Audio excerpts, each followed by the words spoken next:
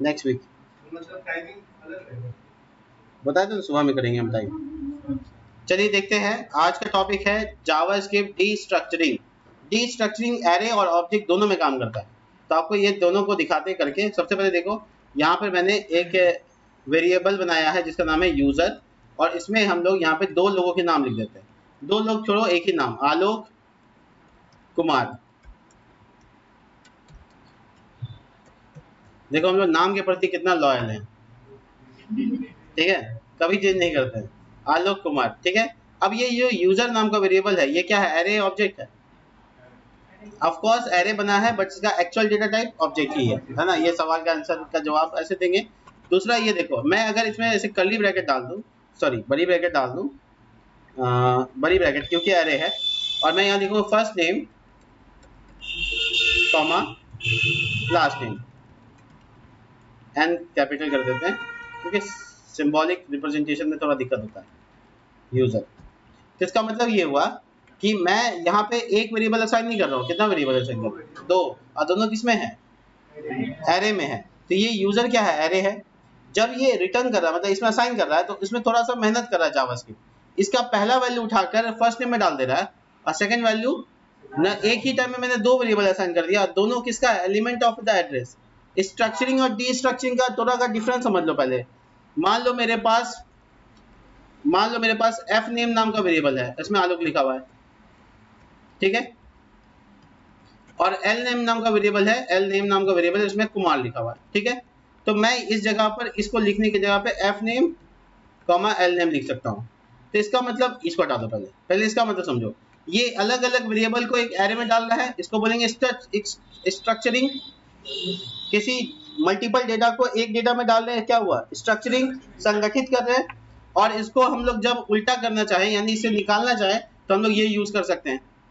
सिर्फ जावास्क्रिप्ट पे कर सकते हैं और कोई लैंग्वेज में नहीं कर सकते। तो ये यहाँ पर यूजर का डेटा ले रहा है, इसके पास ऑब्वियसली दो डेटा है, और हम जानते हैं इसमें दो डेटा है, इसलिए हमने दोनों को अलग अलग कर लेते हैं। और दोनों डेटा के पास मेरे पास आलोक और कुमार आ गया, जबकि एफ नेम से कोई रिलेशन नहीं है फर्स्ट नेम का, फिर भी हम देख सकते हैं इसको दोनों अलग अलग डेटा। चेक करके दिखाते हैं, देखो कंसोल में है, इसलिए कंसोल खोलना पड़ेगा, और मैं इसको साइड बाय साइड कर देता हूँ, सॉरी। देखिए कंसोल, आलोक कुमार, क्या बात है। यानी स्ट्रक्चर में डालना है, डेटा टाइप में डालना स्ट्रक्चरिंग, और उसको बाहर निकाल के वेरिएबल में अलग अलग कर देना डीस्ट्रक्चरिंग। चलिए इसको ऑब्जेक्ट के साथ थोड़ा करके देखते हैं। नहीं समझ में आया? कोई बात नहीं है। देखिए आपके पास है यूजर कर्ली ब्रैकेट, देखिए एफ नेम कॉलन आलोक, एल नेम कुमार, एज 22, ठीक है। अब मैं यहाँ पर अलग अलग करने जा रहा हूँ, देखिएगा मैंने कर्ली ब्रैकेट की जगह, बड़ी ब्रैकेट की जगह कर्ली ब्रैकेट यूज किया है। अब मैं तीनों प्रॉपर्टी का नाम, ये जरूरी नहीं कि सेम हो, जरूरी नहीं कि सेम हो, एफ नेम, एल नेम और एज, ठीक है, और ये यूजर में। तो क्या मतलब हुआ? यूजर के पास जो तीन प्रॉपर्टी है, तीनों के लिए अलग अलग वेरिएबल कर दी है, तो मतलब तीनों को अलग अलग प्रिंट कर सकते हैं। क्या समझे? मैंने एरे को, ऑब्जेक्ट को अलग अलग कर दिया। डीस्ट्रक्चरिंग एक साथ कर दिया, स्ट्रक्चरिंग एक साथ करना तो शुरू से जानते हैं। डीस्ट्रक्चरिंग मतलब अलग अलग करना, कैसे? अलग अलग वेरिएबल में स्टोर करा कर। देखिए एफ नेम प्रिंट किया तो क्या आया? सिर्फ आलोक। और अगर मैं एल नेम प्रिंट करूँ तो कुमार, और एज प्रिंट करूँ तो क्या ये नाम, इसके नाम के सेम रखना है, ये चेक कर लेते हैं। तो मैंने यहाँ पे एफ नेम की जगह फर्स्ट लिख देता हूँ, ठीक है। क्या मैं इसको फर्स्ट प्रिंट करूंगा तो आएगा? हाँ जी, फाइल आएगा। क्यों? क्योंकि जब ऑब्जेक्ट का केस होता है तो उसमें की पहले से होता है। ऑब्जेक्ट के केस में की होता है ना, उसी की के नाम को यूज करना है यहाँ पे वेरिएबल के तौर पे, ठीक है। तो वो वेरिएबल को अलग अलग कर देगा। क्लियर हो रहा है? देखिए एफ नेम, इट्स वर्किंग। अब एरे के फॉर्म में क्या हुआ था? एरे के फॉर्म में देखो क्या हुआ था। एरे में के फॉर्म में, इसको बंद करते हैं, वापस से एरे में लाते हैं। वापस से देखो, यूजर इज इक्वल टू बड़ी ब्रैकेट, और यहाँ पे आलोक, और यहाँ पे कुमार, और यहाँ पे एज। तो यहाँ पे तो कोई की नहीं होता है, बाय डिफॉल्ट इंडेक्सिंग है 0 1 2 3 4, बट की कोई डिफॉल्ट नहीं है। तो इसको जब डीस्ट्रक्चर करेंगे तो क्या यूज करेंगे? बड़ी ब्रैकेट। तो हम लोग पहला वैल्यू सपोज करेंगे कि पहला इंडेक्स आएगा, तो यहाँ पे की नहीं है, इसलिए नाम सेम होने जरूरी नाम है ही नहीं तो क्या नाम सेम होगा। यहाँ पे एफ नेम लिख दिया, यहाँ पे एल नेम लिख दिया, और यहाँ पे ए लिख दिया, एज की जगह ए लिख दिया। देखो यहाँ पे डीस्ट्रक्चरिंग में कोई भी नाम लिख सकते हैं, बट जब ऑब्जेक्ट का केस आएगा तो उसमें सिर्फ प्रॉपर्टी का नाम ही लिखना होगा। मैं प्रिंट करके दिखाऊं आपको। यहाँ पे एज, ओ ए सॉरी, एज की जगह 22 लिखना था, माय बैड। मैं कंसोल कर रहा हूँ। एफ नेम, देखो इट्स वर्किंग और नॉट, इट्स वर्किंग बिकॉज क्योंकि इसमें कोई की का नाम नहीं है और 0 1 2 3 यहाँ लिख ही नहीं सकते। तो यहाँ बेसिकली हम कोई भी नाम जो देंगे वो पहला वाला उठाएगा। क्या मतलब इसका? इसका मतलब है कि अगर मैं यहाँ पर इसका नाम एफ नेम लिख दूं तो ऐसा नहीं है कि उसमें फर्स्ट नेम ही आएगा, इसमें कुमार आएगा, और इसमें एल नेम लिखने से उल्टा करने से क्या हुआ, इसमें एक काम करता है रिस्पेक्टिवली, क्रमशः, पहला वाले के पास, दूसरा वाला दूसरे वाले के पास, क्योंकि इसमें इंडेक्सिंग मेथड काम करता है। लेकिन ऑब्जेक्ट में तो ऐसा नहीं होता है, मैं इसको कमेंट करके बता रहा हूँ। ऑब्जेक्ट में तो ऐसा नहीं होता, ऑब्जेक्ट के पास तो कोई क्रम नहीं है, कोई सीक्वेंस नहीं है, इसलिए इसकी प्रॉपर्टी का नाम बहुत जरूरी है। एक और बात सुनो, एक और बहुत इंपॉर्टेंट बात सुनो। अगर हम वेरिएबल बना रहे हैं, जैसे मान लो यहाँ पे मैंने एफ नेम नाम बनाया है और इसमें आलोक डाल दिया है, तो मुझे अगर इसको असाइन करना है एज ए आलोक यहाँ पर, तो मैं इसको लिखूंगा एफ नेम, तो की का नाम भी एफ नेम और वेरिएबल का नाम भी एफ नेम। ये थोड़ा डिक्लेरेशन में इश्यू हो गया, इसका नाम नेम खाली रख देते, ठीक है।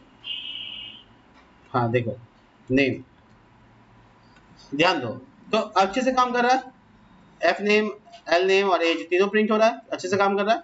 बट मेरे पास एक छोटा सा ट्रिक है, छोटा शॉर्ट हैंड ट्रिक सुनो। अगर वेरिएबल का नाम और आपके प्रॉपर्टी का नाम, दोनों का नाम सेम रखना है, वेरिएबल का नाम और प्रॉपर्टी का नाम दोनों सेम रखना है, तो सिर्फ आप वेरिएबल डाल सकते हो। तो वेरिएबल का नाम बन जाएगा की और उसका वैल्यू बन जाएगा वैल्यू। और हम लोग जब इसको डीस्ट्रक्चरिंग करेंगे तो उसको उसी नाम से करेंगे, और जब इको करेंगे तो उसी नाम से करेंगे। एरर आ रहा है, अच्छा नेम नेम दो बार ना हो गया, यहाँ भी नेम हो गया और यहाँ भी नेम हो गया, तो इसको होगा ही, कॉन्फ्लिक्शन तो होगा ही, ये समझा हुआ बात है। चलो हम इसको ऐसे करके प्रिंट करके दिखा देते हैं, प्रूफ के लिए प्रिंट कराते हैं। यूजर देखो नेम, ये प्रॉपर्टी नाम तो हम दिया नहीं था, वेरिएबल का नाम को प्रॉपर्टी का नेम समझा और वेरिएबल का वैल्यू को वैल्यू समझा, तो हम दो लाइन लिखने से बच गए, दो बार ऐसे नेम कॉलन नेम, ये शॉर्ट हैंड हो गया। तो डीस्ट्रक्चरिंग हम लोग अच्छे से समझ लेते हैं क्योंकि ये बहुत काम का चीज है, एरे और ऑब्जेक्ट दोनों जगह इस्तेमाल किया जाता है।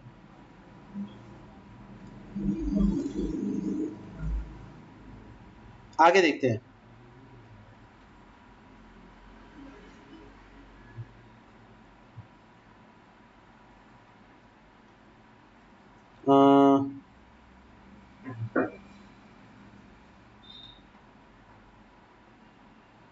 एक और चीज करते हैं, देखो बड़ी इंटरेस्टिंग चीजें हैं, धीरे धीरे समझ में आएंगी। यहाँ पे हम लोग क्या करते हैं, कुछ ऑप्शंस बनाते हैं। देखो ऑप्शंस, और ये एक ऑब्जेक्ट बनाते हैं, इसका नाम टाइटल दे देते हैं, टाइटल, और ये ऑप्शन का टाइटल है मान लो मेन्यू, ठीक है। और इसमें कुछ दूसरा तीसरा कुछ डालते नहीं है, मतलब मेरे पास एक सिंगल प्रॉपर्टी है बस। अब इसको डीस्ट्रक्चरिंग करते हैं, ठीक है। लेट, अब हम यहाँ लिखते हैं लेट करो विथ को, और उसको ऑप्शन से विथ कराते हैं। तो प्रॉब्लम क्या होगा, जब हम विथ प्रिंट करेंगे तो क्या आएगा बताइए कोई, कंसोल। क्यों अनडिफाइंड आएगा? क्योंकि उस नाम का प्रॉपर्टी, बोलिए ना, उस नाम का प्रॉपर्टी नहीं है, अनडिफाइंड आया। लेकिन मैं यहाँ पे एक मजेदार काम कर सकता हूँ, ये कह सकता कि अगर अनडिफाइंड नहीं है तो डब्ल्यू डैश, अनडिफाइंड नहीं है तो डब्ल्यू को अपना प्रॉपर्टी मानो और उसमें वैल्यू 10 डाल दो। कितना क्रिटिकल है और कितना मजेदार है, देखो। तो हम यहाँ पे अब डब्ल्यू को प्रिंट करके देखेंगे काम कर रहा है क्या।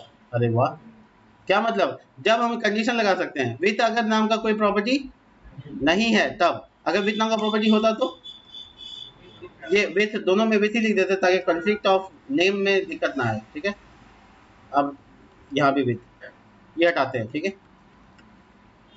ये देखो आ गया। क्या हुआ, विथ अगर नहीं है तो उसका डिफॉल्ट वैल्यू क्या होगा, मतलब जब डीस्ट्रक्चरिंग कर रहे हैं और नहीं मिले तो क्या करना है, ये कॉलम लगा के कर सकते हैं। अब हम ये चीज देखो, अगर मेरा यहाँ विथ होता जिसका वैल्यू 500 था तो क्या हुआ, ये वाला काम किया नहीं किया। ये कब काम करेगा, जब विथ प्रेजेंट अनडिफाइंड होगा तब, और की तरह। तो ये बेसिकली एक नया सिंटेक्स है तुम्हारे लिए, जो जावास्क्रिप्ट में अगर कोई प्रॉपर्टी नहीं है और तुम डीस्ट्रक्चरिंग कर रहे हो और तुम चाहते हो उसमें डिफॉल्ट वैल्यू देना तो तुम दे सकते हो, ठीक है। तो ये तुम इसको प्रैक्टिस कर लेना। इसी तरह से तुम हाइट वाइट के ऊपर भी बात कर सकते हो। देखो कॉमा देखे, टाइटल तो है, टाइटल है तो उसको प्रिंट करेंगे तो आ जाएगा क्या, आएगा, टाइटल में कोई दिक्कत नहीं, आ गया। अब देखो तीसरा देखो, विथ की जगह पर, अच्छा ये ध्यान रखना, जो डिफॉल्ट वैल्यू वाला प्रॉपर्टी है वो पहले आएगा, जो नॉन डिफॉल्ट है वो बाद में आएगा। तो ये यहाँ पर हाइट डालते, देखो हाइट अगर नहीं है तो हाइट 200 मानो इज इक्वल टू 200, क्या बोल समझते हो, मजा आया क्या। अब देखो विथ नहीं है तो 100 है तो, अब मैं यहाँ पे विथ इस सब को छोड़ो, मैं पूरा यहाँ पे विथ को प्रिंट किया, यहाँ पे हाइट प्रिंट किया और यहाँ पे टाइटल, बताओ क्या आउटपुट आने वाला है, एनीवन, 500, क्योंकि विथ है तो नीचे वाला काम नहीं करेगा, हाइट नहीं है 200, और ये क्लियर। चलिए आउटपुट देखिए, 200 इसलिए क्योंकि यहाँ पे नहीं था, अगर विथ यहाँ नहीं होता तो क्या विथ आता, 100, क्योंकि विथ ना रहने पर डिस्ट्रक्टिंग में वैल्यू डाला गया, कंडीशनलाइज कर दिया गया, ठीक है, नहीं रहने पर काम करेगा। इसके अलावा और भी चीजें हैं, जैसे कि मैंने ये कह देना है, अब मेरे पास बहुत सारा डेटा है, मान लो विथ है, हाइट है, देखो 220 विथ है, हाइट है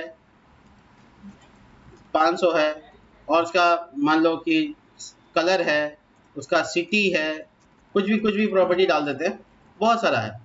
तो ऐसे थोड़ा बल्कि लग रहा है ना तुमको कि सबको एक एक करके लिखना पड़ेगा, यहाँ पे क्या लिखना पड़ेगा, टाइटल, थोड़ा बल्कि लिखते हैं, टाइटल हो, विथ हो, हाइट को बुलाओ, कलर को बुलाओ और सिटी को बुलाओ, ऐसा थोड़ा बल्कि लग रहा है।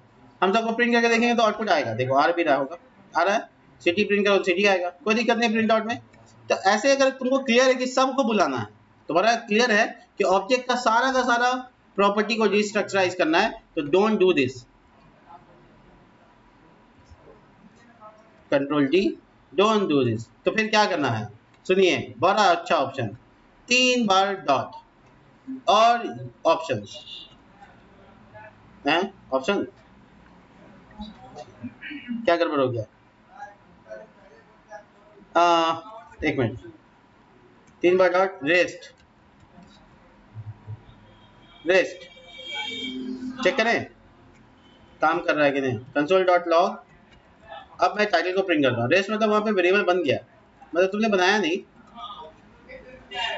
बिना ऑप्शन के, क्या आया, एक मिनट रुको, थोड़ी सी गलती हो रही है, ओ अब मेरे पास रेस्ट एक ऑब्जेक्ट ना हो गया, सॉरी, रेस्ट डॉट, वो ऑब्जेक्ट कुछ भी मान सकते हो, रेस्ट डॉट टाइटल, हाँ काम करिए, देखो विथ, देखो हाइट, क्या हुआ इसका मतलब, इसका मतलब हुआ कि रेस्ट नाम के ऑब्जेक्ट में ये पूरा का डेटा कॉपी हो गया, स्प्लिट ऑपरेटर की मदद से क्या हुआ, एक वेरिएबल दूसरे वेरिएबल में कॉपी हो गया रेस्ट की तरह। तो आपको लगता है कि अरे ये तो हम लोग है ना, रेस्ट वाला जो मामला है, अगर तुमको किसी एक को अलग करना है, जैसे टाइटल को अलग करना है, तो टाइटल कॉमा रेस्ट, तो टाइटल अलग से काम करेगा, उसको बिना रेस्ट के काम कर सकता है, ये देखो टाइटल काम कर रहा है, अब बाकी रेस्ट के ऊपर डिपेंडेंट है। तो मतलब तुमको लगता है कि बहुत सबको लाना है तो तुम ऐसा कर सकते हो, ठीक है, ये पॉसिबल है। इसके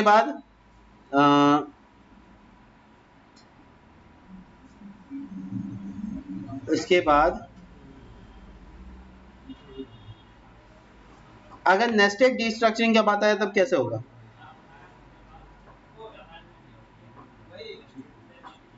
नेस्टेड डिस्ट्रक्चरिंग कैसे पॉसिबल होगा, मतलब ऑब्जेक्ट के अंदर ऑब्जेक्ट या कुछ और ऐसा। चलो एक बार एग्जांपल देखते हैं नेस्टेड डिस्ट्रक्चरिंग का। मान लो लेट ऑप्शंस है और ये एक ऑब्जेक्ट है, ठीक है, इसमें साइज डाल दिया और साइज के अंदर विड्थ डाल दिया, मान लो 500, और हाइट डाल दिया 500, कुछ और देंगे तो हम समझ आएंगे, हाँ ये आया हाइट विड्थ, ठीक है। अब इसको अगर डिस्ट्रक्चरिंग करना है तो कैसे करना है, तो सुनिए डिस्ट्रक्चरिंग करने का तरीका, ध्यान से देखिएगा, लेट साइज कॉलन, और हम यहाँ पे कर्ली ब्रैकेट में लिखा विड्थ और हाइट, काम करेगा ऐसे, और इसके अलावा इज इक्वल टू ऑप्शंस, देखें चेक करें, console dot log with, direct with को प्रिंट करके देखते हैं, क्या बात है, नेस्टेड काम कर रहा है। खाली करने क्या करना है, प्रॉपर्टी का नाम देना, कॉलम देके फिर वही काम करना है, डिस्ट्रक्चरिंग वाला रिपीट करना, ये आपका डिस्ट्रक्चरिंग का देने का तरीका जो आपको प्रैक्टिस कर लेना चाहिए, जिससे आप आराम से अलग अलग कर सकते हैं। तो ये सब है डीस्ट्रक्चरिंग के बारे में। और भी थोड़ी थोड़ी चीज़ें होती हैं, वो हम लोग धीरे धीरे प्रोजेक्ट में ही समझ लेंगे, लेकिन जो मोटे मोटे तौर पे काम करना है वो यही है, और हम लोग इसको कर सकते हैं। एक स्टूडेंट ने सवाल पूछा है स्प्लिट ऑपरेटर के बारे में, उस पर बात करेंगे, बट उसको नेक्स्ट वीडियो में। तब तक के लिए बाय।